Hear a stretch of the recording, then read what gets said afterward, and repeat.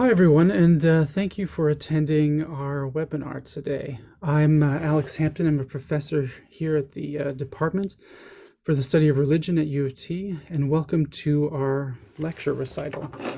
I'd like to begin by thanking the Jackman Humanities Center, who provided a grant for this project, and also to the Buddhism, Psychology, and Mental Health program at New College and the New College Library for hosting this webinar. So during our hour-long event today, you'll hear from members of the University of Toronto community, from undergraduates and graduates and faculty working in the disciplines of music, biology and environmental science, and religion and the environment. You'll hear from ecologist Andrew Crozier. We have a video from some undergraduates who have shared their reflections on nature and birdsong. Then you'll hear from Professor Wendy Nielsen of the Faculty of Music. And then we'll debut Gavin Fraser's new composition entitled Shared Isolation, featuring mezzo-soprano Nicole Persifield and pianist Jeffrey Conker. And then finally, we'll hear from both Gavin and Nicole about their work on the project. First, however, I'd like to begin by offering you some background on the human relationship to birds in the context of religion and spirituality, and how this project draws upon this connection for inspiration. The anthropologist Claude Lévi-Strauss speculated about our fascination with birds when he wrote that they form a community which is independent of our own, but precisely because of this independence appears to us like another society to that in which we live. Birds love freedom. They build themselves homes in which they live a family life and nurture their young. They often engage in social relations with other members of their species, and they communicate with them by acoustic means recalling an articulated language. Consequently, everything objective conspires to make us think of the bird world as a metaphorical human society. Birds, because of their social lives lived among and parallel to us, because they can fly and perhaps because they, above all, because they can sing, seem to link the earth with the sky, and because of this, they have a deep resonance with our shared stories, religions, and artistic traditions. Birds have often, throughout time, been thought of as epiphanies of gods and spirits. They also appear as messengers of divine beings. They announce new situations in advance and serve as guides to us. Moreover, they can symbolize the human soul or spirit, some of the earliest examples being found in the art of ancient Egypt. The bird is often a symbol of absolute freedom and transcendence of the soul from the body, and hence birds are often associated with divinity, immortality, power, victory, and royalty. In the cave paintings at Lançon, dating from approximately 15,000 BC, we can find depictions of birds, and indeed a bird-masked person. The shaman of Inner Asia and Siberia receive help from the spirits of birds when undertaking their ecstatic journeys. Bird spirits descend from heaven and enter the shaman's body, who is often wearing the costume of a bird, and the shaman is often transformed into a spiritual being, moving, singing, and flying like a bird. We can find the motif of the ascending bird in Taoism in the Zhuangzi, dating from the 3rd century BC, where an enormous bird named Peng symbolizes the soaring spirit and enjoys absolute freedom, emancipated from mundane concern. Birds play an important role in the creation stories of many peoples.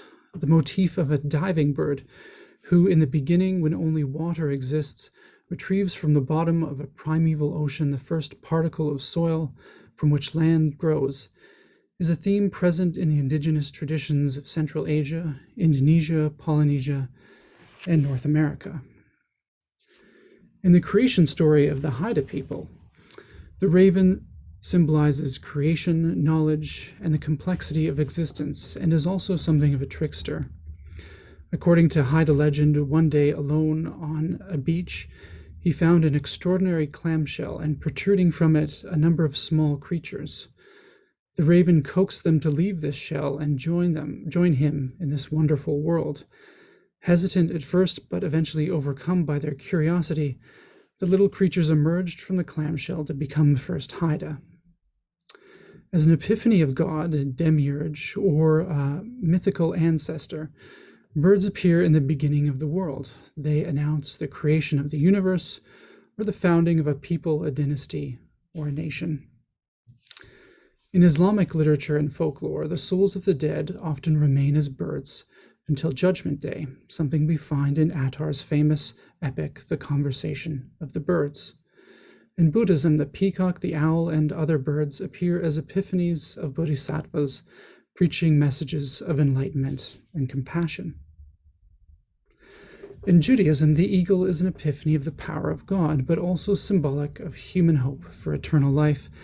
And in Christian symbolism, the dove signifies the conceptual force in the Annunciation and the Holy Spirit during the baptism of Jesus, whilst the eagle represents the Logos itself and becomes a symbol for John the Evangelist, due to the beginning of his gospel on the Logos. Our increasing alienation from nature as urban city dwellers has increasingly removed birds from our sight, our minds, and our collective imaginary. Recently, the English nature writer Robert Macfarlane drew attention to our vanishing nature vocabulary as evidence of both environmental and imaginary degradation.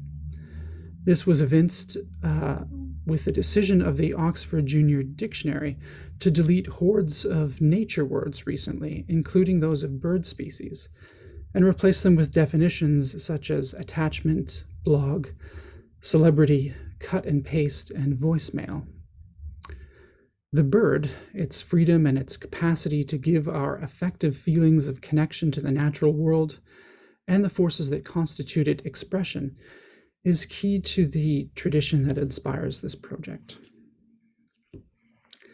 Of the many unforeseen consequences of the COVID-19 pandemic, one has been our greater awareness of the urban nature that lives in our midst.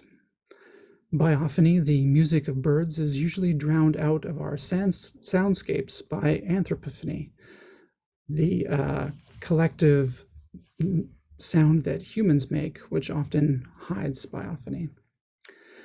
And this was particularly true of urban birds and their songs. As traffic and construction subsided, many of us found birdsong filling the air. So this project, The Pleasure of the Dawn Chorus, Conserving the Pandemic Soundscape, aims to preserve this newfound awareness of urban nature and employ it to further the aims of conservation. Feelings of nature connection, like those evoked by birdsong, involve a sense of nature's own inherent meaning and value. The song of the dawn chorus and the pleasure that accompanies it can be seen as an invitation back to a conversation with the non-human inhabitants with whom we share our cities. The pleasure of hearing birdsong involves a sense of nature's own inherent rhythm, a rhythm with which we can harmonize. The ability to give greater expression to our feelings of pleasure, to communicate our sense of connection with nature, is essential to the aim of environmental conservation. Music across cultures, religions, and throughout history has been a primary means for forming a human-nature dialogue. This project continues that tradition through the creation, performance, recording, and critical reflection on a new musical composition inspired by birdsong. For this project, over 100 students taking my classes on religion and nature and on enchantment have collected recordings of urban birdsong from parks, from backyards, and from the campus. And as part of this project, they used the Merlin Bird app, which was developed by Cornell Ornithology Lab, and identified over 25 bird species here in the downtown core of Toronto. Some students also produced photo essays and poetic reflections on urban birdsong. And additionally, we had some recordings made by graduate students in wildlife biology on both the campuses downtown and on the Mississauga campus of the University of Toronto.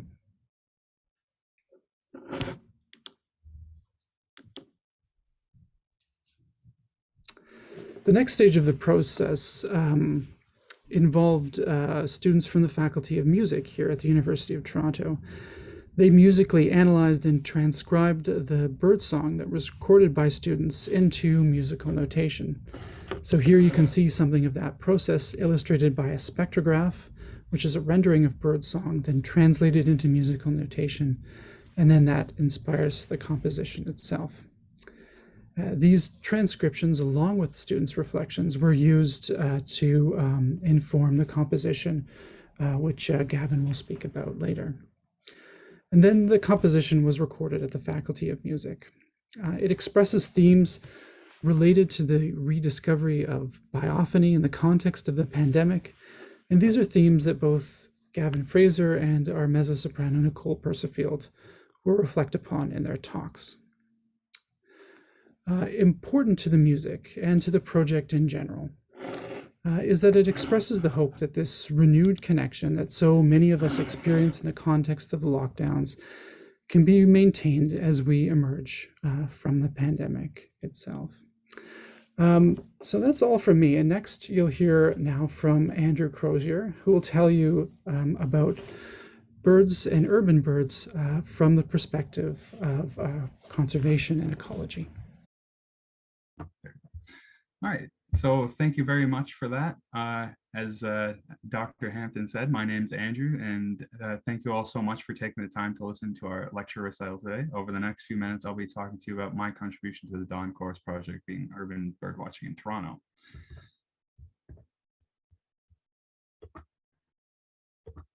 So I wanted to lead off by talking a little bit about some urban birdwatching perceptions. And when we think of birdwatching in cities, I think we all may have a little bit of an idea of what that may look like. For instance, gulls, pigeons, house sparrows, etc.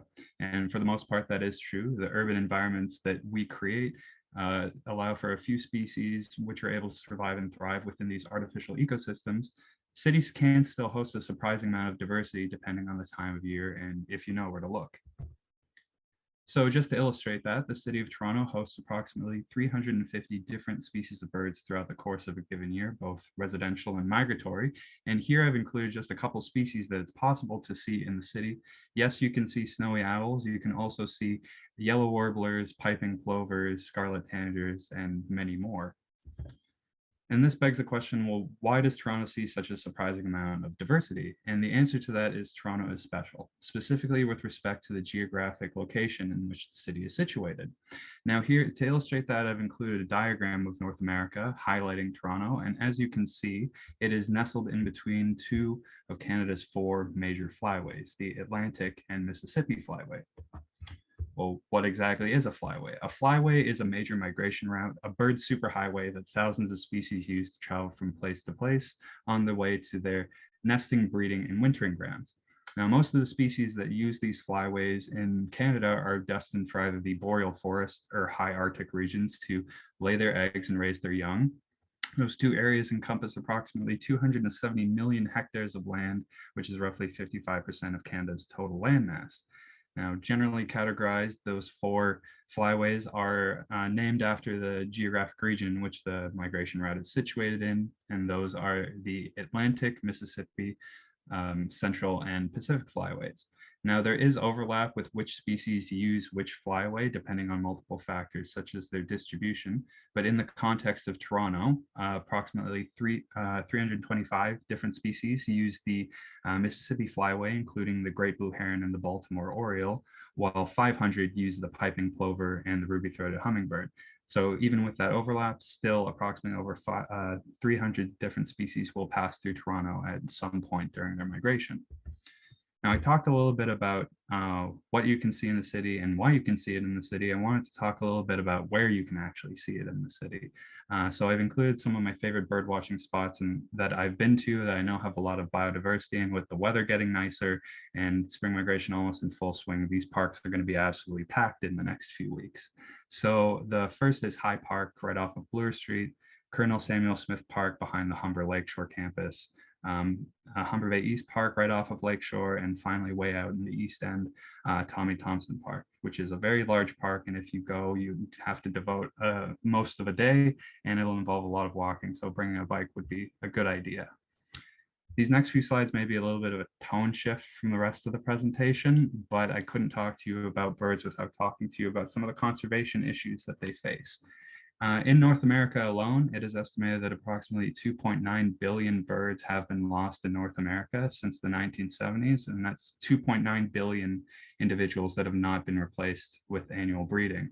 Now, there's multiple reasons. There's no single factor which has driven this decline, but instead there are multiple contributors, and here I've just highlighted some of the main ones: window collisions, domestic and feral cats, and habitat loss.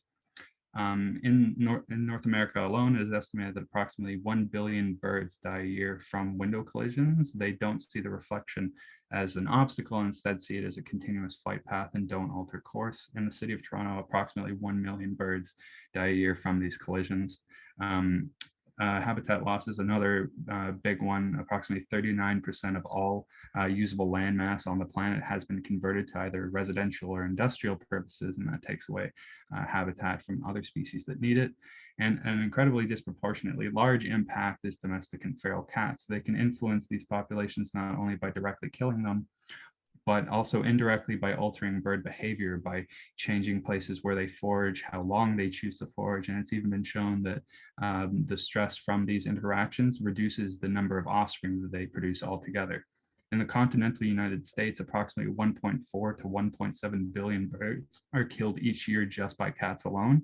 And in Canada, that's estimated to be between 100 and 350 million. To put that into context, that would mean roughly 2 to 7% of all birds in southern Canada are killed each year just by cats alone.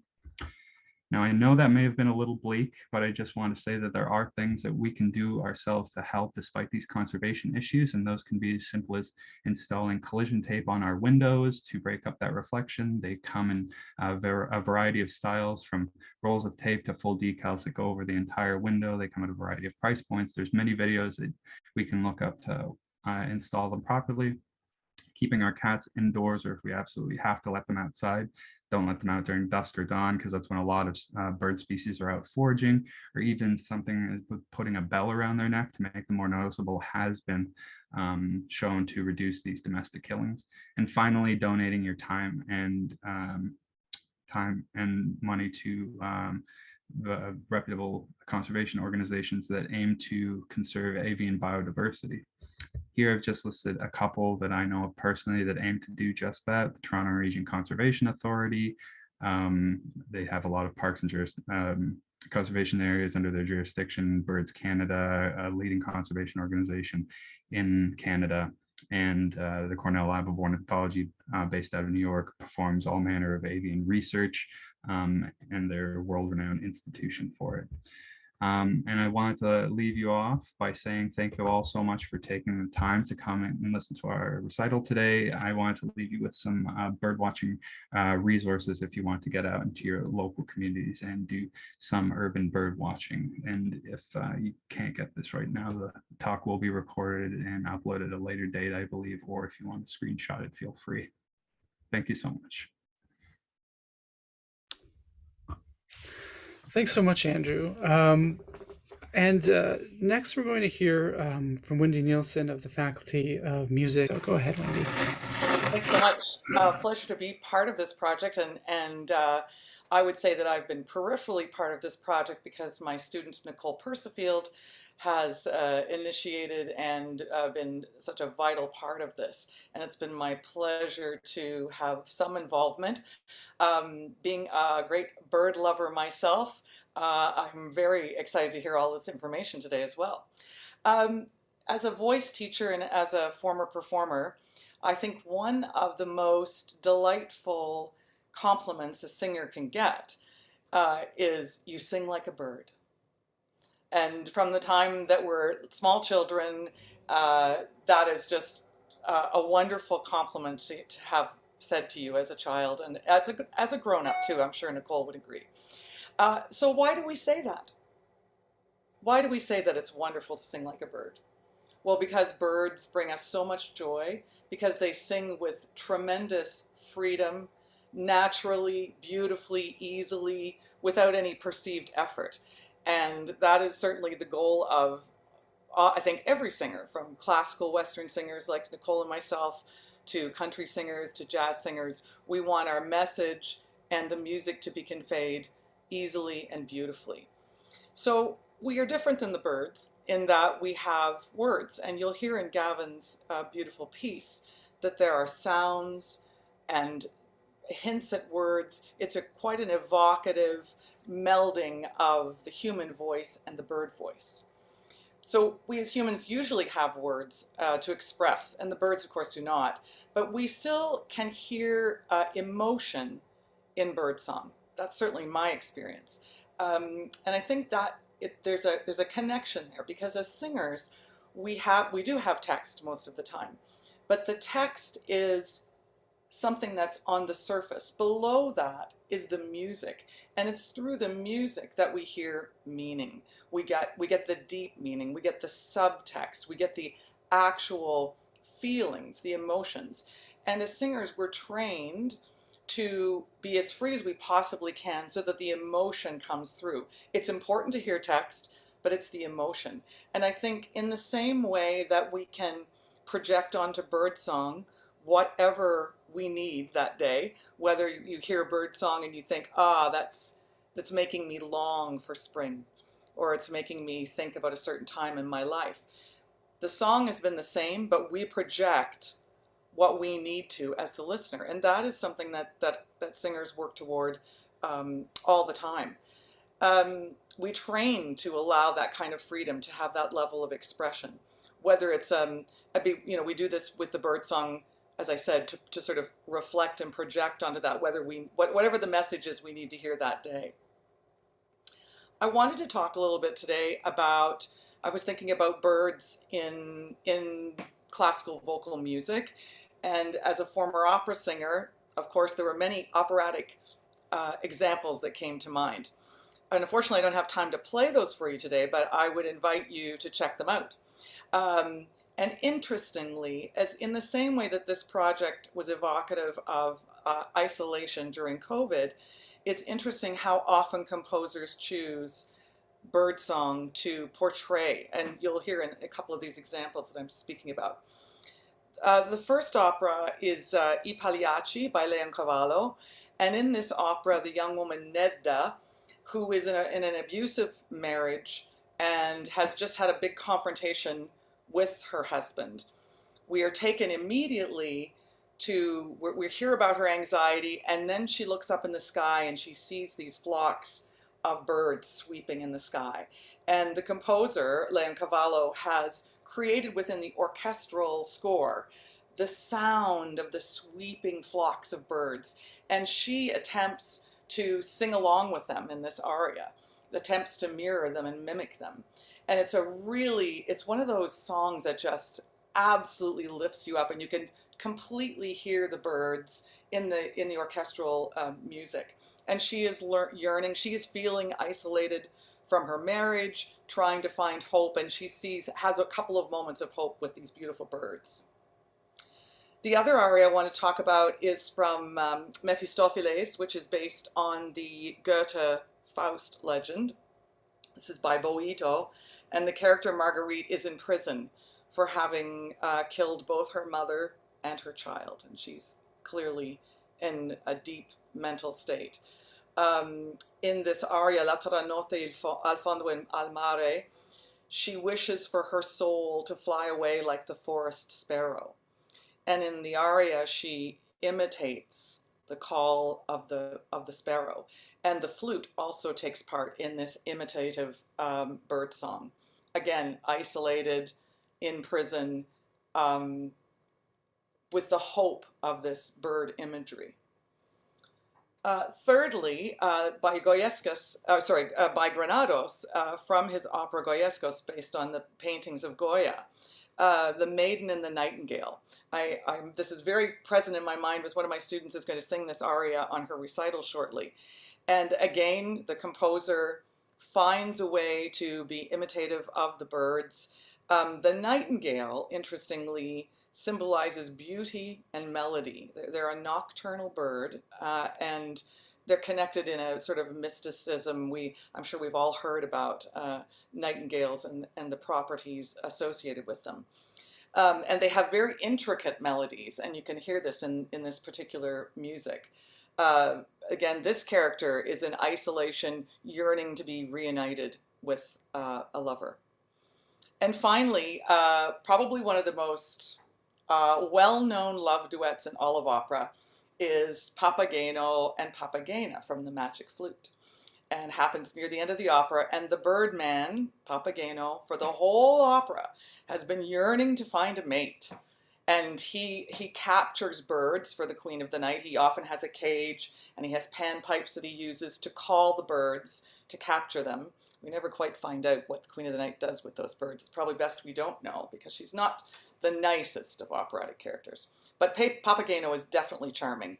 And by the end of the opera, he is reunited, or united in love, with Papagena. And they have what is essentially a mating love duet, where he calls her pop, pop, pop, and she calls him back, and they speak to each other. It's one of the most charming things in all of opera. And again, he was in isolation, and he finds his great love. Mozart finds a way to create this charming bird-person mashup, if you will, in his score for Magic Flute.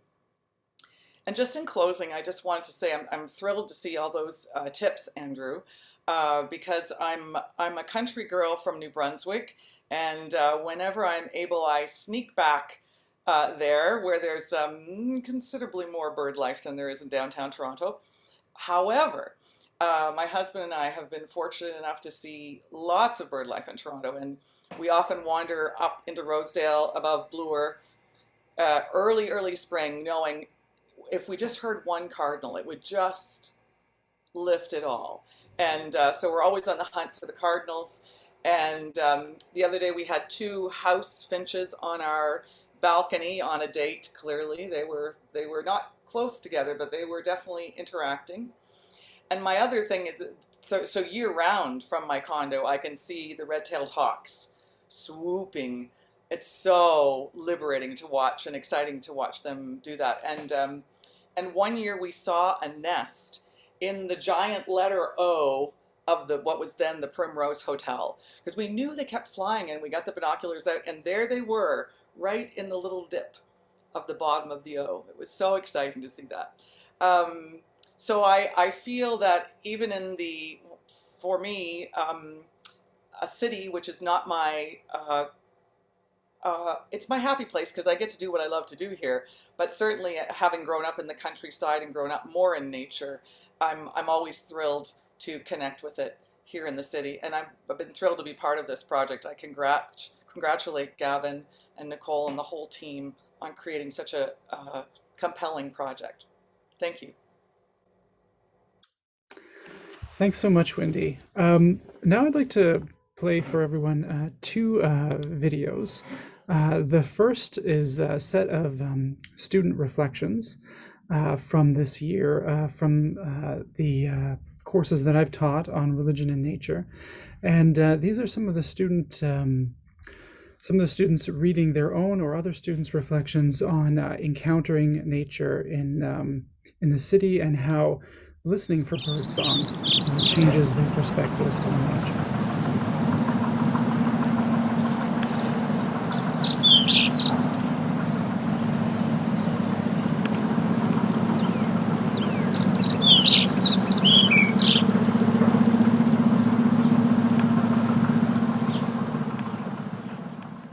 In the city, birdsong is often missed, drowned out by the noise of cars, construction, and city life.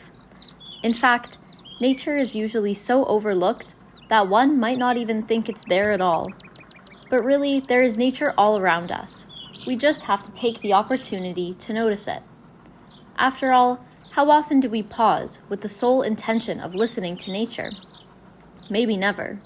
But once we do, we can gain an entirely new understanding of the world we live in. There's a difference between reading about nature and experiencing it firsthand, between intellectually and experientially knowing something. Experiencing nature can help us feel connected to it and reminds us of the world that exists outside of our human-made environments. As such, when we take the time to pause and listen to birdsong, it can help develop our relationship with nature, foster awareness of the life that exists all around us, and encourages protection of our planet. Whenever I walk through Queen's Park, I'm rushing to my next class and I have my earbuds in. For this project, I removed them. Above the rumbling of the subway, the chatter of the runners, the never-ending stream of cars, if I strained, I could hear it, the faintest of chirps. The only way for us to learn how to care for the environment is to spend time with it. It's like building a relationship with a friend. The more time we spend with someone, the better we can empathize with them. The main thing I realized from my experience listening to the birds is how often I don't even notice that they're around. Like the noise of airplanes flying overhead, the noise fades into the background for me, and in finally stopping to listen to it, I realized just how pleasant it was to truly take in. I realize now that writing about nature is a great way to connect to it. It forces us to pay close attention to the details, focus on the sounds, the smells, the colors. It allows us to take our feelings of nature and attach a stronger voice to it. By focusing on the beauty of nature as an inspiration for our poems and our writing, I believe our relationship with nature can be improved. It certainly has for me. Learning about nature by observing it, hearing it, and touching it is a way that I've personally connected with nature. Taking the time to see and hear nature and its birdsong positively affects our relationship with nature. It helps us understand how we ought to live with it. The typical birdsong of chirping that one hears in the morning is like harmony to the soul. Listening is the best way to meet a bird. The sound of the birds is so pure that in an instant they dragged me into the vast blue sky and into the verdant forest. Birdsong can make my imagination run wild. The sounds of birds remind me of some ancient Chinese musical instruments. Nature is harmonious, and harmony is beauty. Humans and nature are one, and animals are so alike to us. If we regard nature as our own kind and communicate with nature, the living environment for animals and us can also be improved.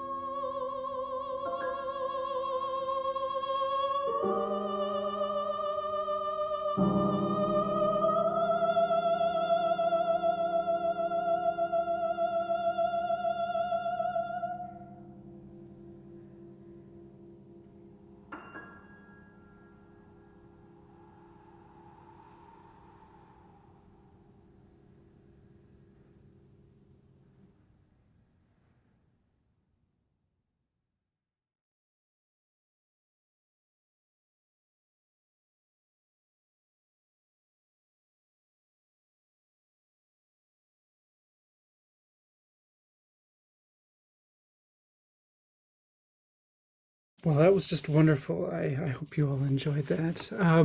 So next, we'll hear from two of the people behind that wonderful composition. First, we'll hear from the composer, Gavin Fraser, and then from Nicole Persifield, who was singing that piece. Please go ahead, Gavin. Hi, thank you so much for being here and for listening to this new piece of music.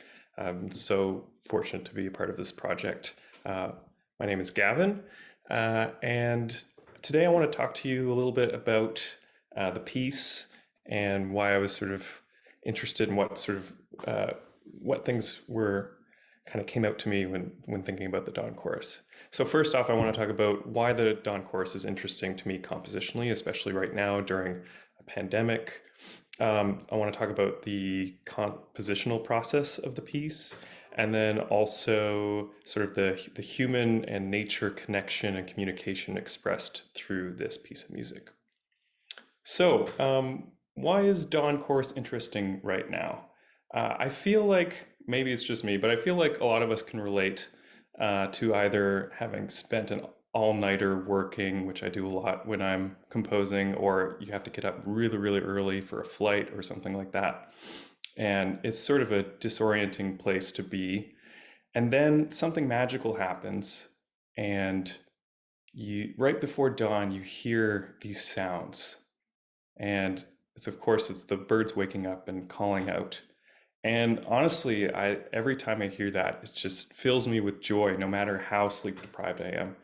And I feel like that sort of feeling is so rich for creative exploration. And especially I feel like that sort of joy that we can find, especially being so isolated and we're sharing this isolation, is something to explore during a pandemic. And especially during a pandemic, I feel like a dawn chorus is a call to life. So in the midst of a lot of death and grief, dawn chorus is a renewal. It's a call literally to wake up and see everything that is around us. And I want to share just a short story that went into sort of the compositional inspiration for this piece. Right around the time I was going to be composing it, my wife was suffering from a really bad concussion, and she experienced a sleepless night, a sort of dark night of the soul, and went out right before the dawn chorus with a cup of tea and just sat there and experienced this 360 sort of waking up of life, and told me how healing it was. And it is truly healing. And so, yeah, I was thinking about that.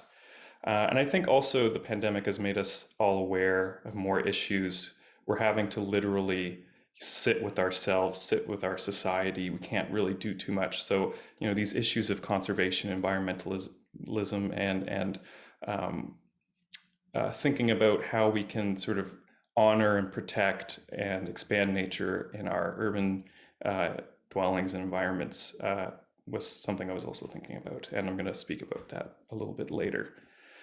So my compositional process, first of all, so of course, lots of recordings were taken of the dawn chorus, and I just had to sit and listen to them.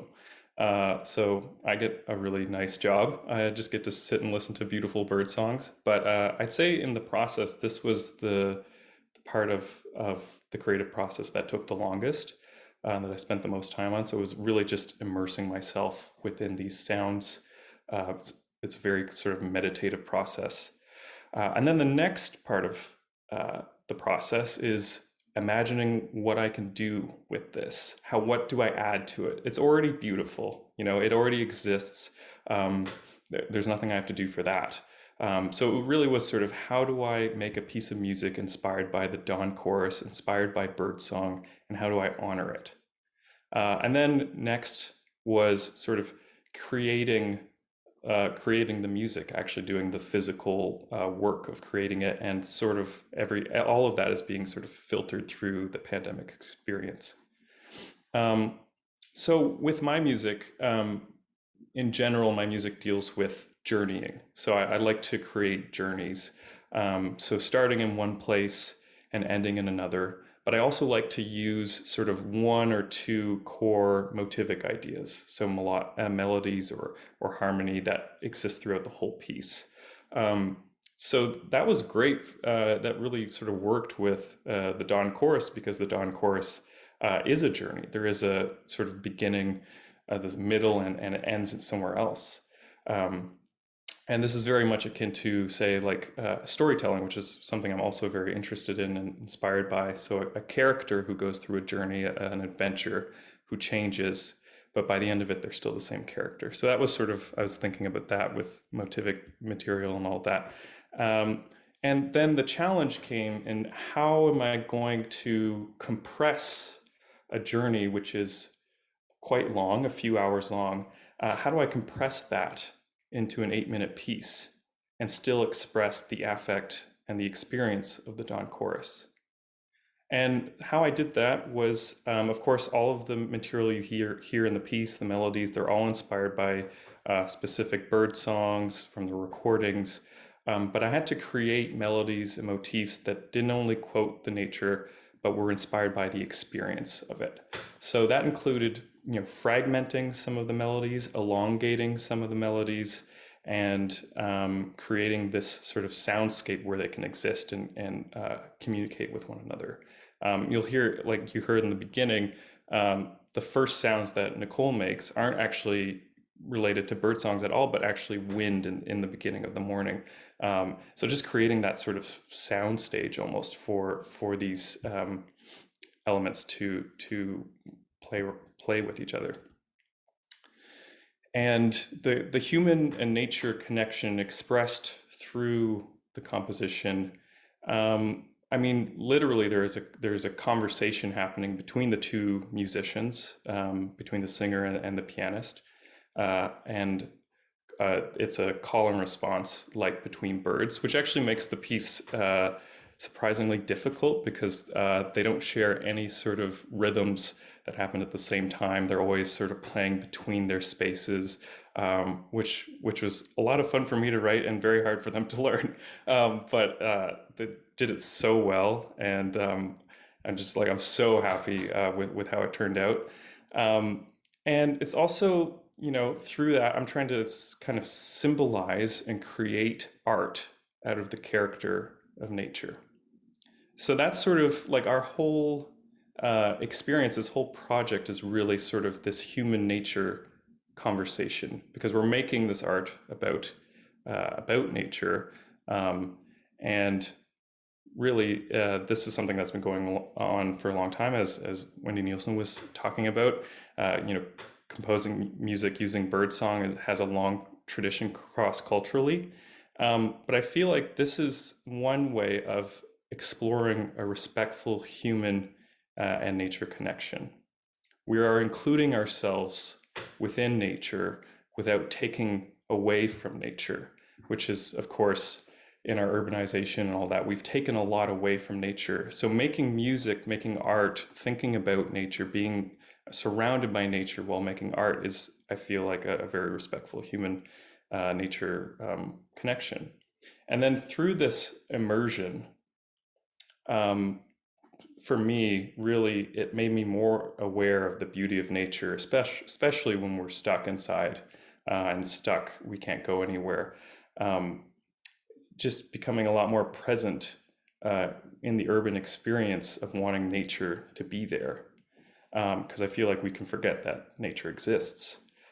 So that makes me more aware of the need for conservation, climate actions, and projects where we try to bring nature back into our urban areas. Something like rewilding projects that are going on right now in the world.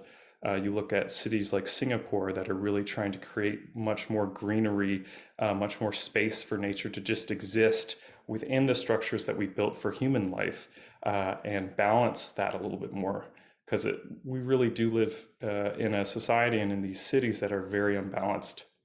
I want to end by reading out the inspiration for the title of the piece, which was used by Healy Willan in a choral piece, one of the first choral pieces I ever sang, which inspired me and also ties into this conversation.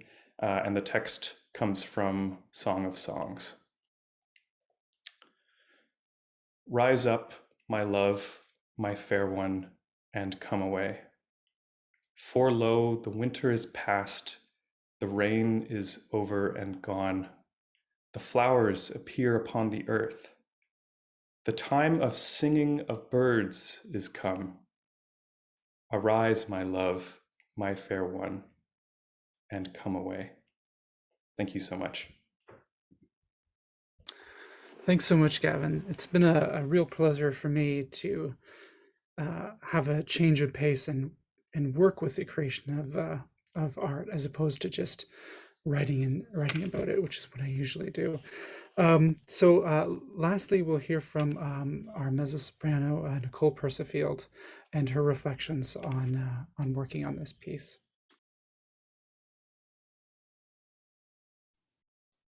Thank you so much. First, I'd like to say that this has just been such a journey for me working on this project.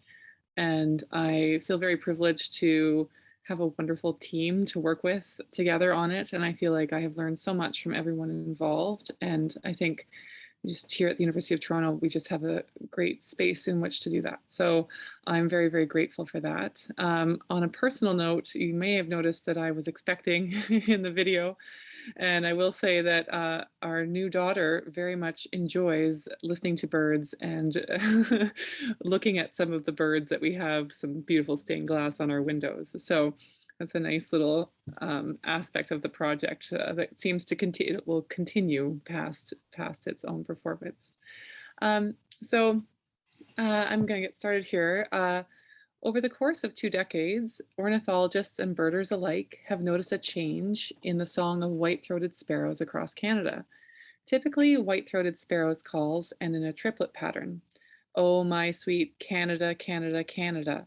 However, since the year 2000, a doublet ending pattern has spread from west to east, slowly being picked up by white-throated sparrows in different regions. Oh, my sweet Canna, Canna, Canna, Canada. Researchers from the University of British Columbia actually discovered that the birds were wintering together by using geolocator tracking, and say that this suggests a potential mechanism for spread through song tutoring on wintering grounds. I was struck by the term song tutoring and couldn't help but relate this to my own song tutoring as a classical vocalist, most of which has been with the wonderful Wendy Nielsen here. At the University of Toronto, my doctoral research investigates mimicry and how that relates to vocal production, asking how we learn and transmit knowledge. Though my dissertation focuses on singing and performance practice, through the course of my research on mimicry and mimesis, my interest has been piqued by both Aristotelian concepts of mimesis and nature and research in the behavioral sciences that investigates imitation and feelings of empathy. In many ways, this project explores these two applications of mimicry in the creation of a work of art based on elements of nature, and also by investigating our feelings of connection to nature. I remember personally the sense of isolation I'm sure many of us experienced in March of 2020 at the beginning of the first COVID-19 lockdown here in Toronto. Images that stand out for me are the empty grocery store shelves and a completely traffic-free Don Valley Parkway, which is a major highway usually completely filled with cars. From my apartment, I looked down on a silent Bloor Street and I was amazed by the silence. The Toronto soundscape underwent a massive shift, though sound at this time continued to connect us. Pots clanged each night at 7:30 p.m. in support of frontline workers. Musicians performed concerts from their downtown balconies, and birds continued their singing, which was typically masked by the noise of the city. Spring was still proceeding as planned, and on my daily walk, I enjoyed the sight of the snowdrops and the buds on the trees. Instead of trying to escape the city to connect to nature, which is my usual habit, the silence gave me a greater awareness of the natural world around me, right here in the city. This project emerged as an effort to preserve this unique soundscape and strengthen our awareness and sense of connection to the nature around us. Students collected recordings at dawn, and I transcribed several of the calls into musical notation. Spectrographs allowed me to determine pitch and ratios for rhythmic duration. However, transcribing does not simply mean copying. Rather than attempt to capture the complexity of the birdsong, I notated key elements with the human voice in mind. I also made choices that tended towards a melody that my ear could hear and recognize, rather than the variation of pitches the spectrograph revealed. The goal was not to capture or recreate birdsong, but converse with it, as Gavin mentioned, to inspire my own personal performance. There is always an element of translation to mimicry. As we filter our actions through our own mind, body, and voice, we always bring an element of ourselves. It is impossible to copy something perfectly, nor should we want to. Rather, by listening and responding, we recognize and respect one another's voice, and this allows us to enter into conversation. Conversation was a key aspect of the rehearsal and performance process, as I worked together with a fantastic pianist, Jeffrey Conker, who unfortunately couldn't be here today, on singing Gavin's composition. There is such interplay between the pianist and singer in Gavin's piece, echoing the bird calls of the dawn chorus, and the more Jeffrey and I focused on this conversation, the more expression we found in our music making. Listening so intently to the recorded birdsong from the students and noticing it more in my own environment also gave me a different acoustic sense of space in my singing. I feel like I became more aware of the air around me and how my voice moved within it. This was incredibly freeing to me as a musician. Parts of the piece were also very challenging to sing, with rapid notes and large leaps in the voice and sustained audible exhales like whispers that move directly into singing, move directly into having the voice speak. Yet, this gave me so many colors to explore and play with and connected me to emotions that I had sensed when listening to the dawn chorus, mainly wonder, play, joy, and freedom. In music psychology, researchers have drawn on socio-behavioral studies that show that joint music making music together, which is a form of behavioral mimicry, increases empathy and social bonding. I would argue personally that making music inspired by our natural environment also increases our empathy towards nature and the non-human animals within it. Through listening, conversing, and expressing, while having the joy of singing Gavin's music, this project has given me a deeper sense of connection to the natural world and my place within it. Like the white-throated sparrow, learning from its distant relatives over the winter, we have the opportunity to learn from those with whom we share our environment. So thank you very much, everyone, for all of your involvement in this amazing project. Thanks.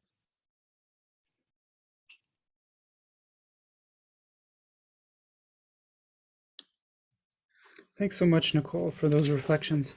That brings our event to a close. I'm wonderfully happy to know to say that we've done it within the 1 hour that we promised, which is for the academic world quite an accomplishment.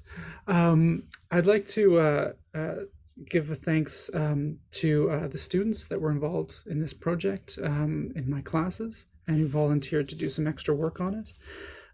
To all of the participants assembled here today who've shared their knowledge, their experience, and their thoughts with you.